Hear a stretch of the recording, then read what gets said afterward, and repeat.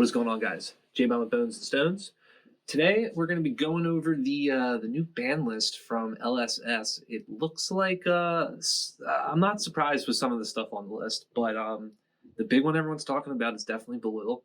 Um, I think there's pretty good reason. As much as I use it in my FI deck. Well, not until now, I guess, but I used it in my FI deck, and it was definitely. It was good against Icelander or anything with Frostbite tokens because you can just pay for the extra Frostbite tokens, pretty easily if you have that extra mana. But the other thing is getting 3 mana and dealing 3 damage at pretty much almost no cost. I can understand it. So I'm upset, but I'm not surprised. And it was also generic. I think being generic definitely made it so that it's viable in too many things, which is a pattern I've kind of noticed. I think generics are a dangerous thing. Definitely got to be careful what I think they make as generics. But Winter's Wail, one of the Oldhim one-hand weapons or Guardian one-hand weapons, I'm not surprised about this one either because 4 damage, 3 pitch, and it's effect. That's a lot for a one-hand. It kind of has almost as powerful. I think LSS even said here, like, it's basically the power of a 2-hand weapon, but it's one hand. So combine that with the shield, I don't want to say it's overpowered, but it's definitely annoying. And not totally surprised that they got rid of it. But I am surprised they got rid of Amulet of Ice. I mean, you have to Ice Fuse to be able to use it, but also forcing your opponent to discard a card. I'm not shocked. I'm surprised that got picked up, but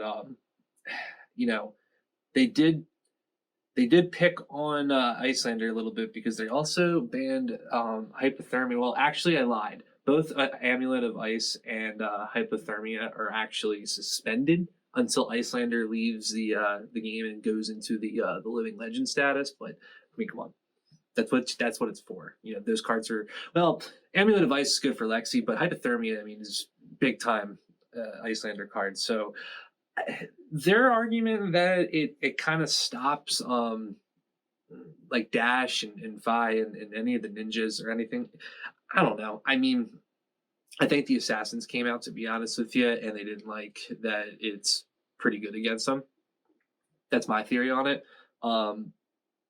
It's an annoying card, but it only lasts for a turn. So if you have 3 of them, sure, I guess it's kind of annoying, but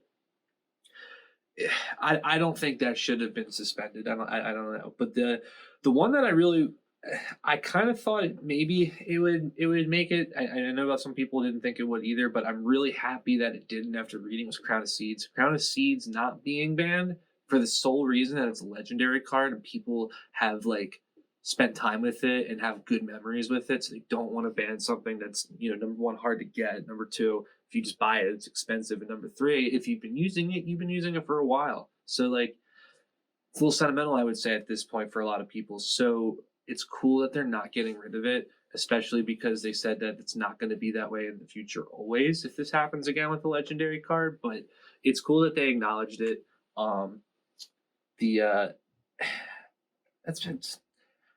It's a pretty short list. I'm not too upset.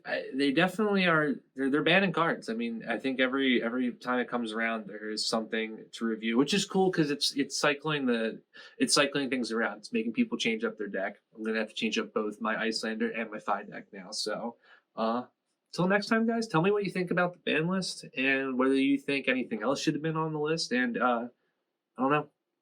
See you guys next time.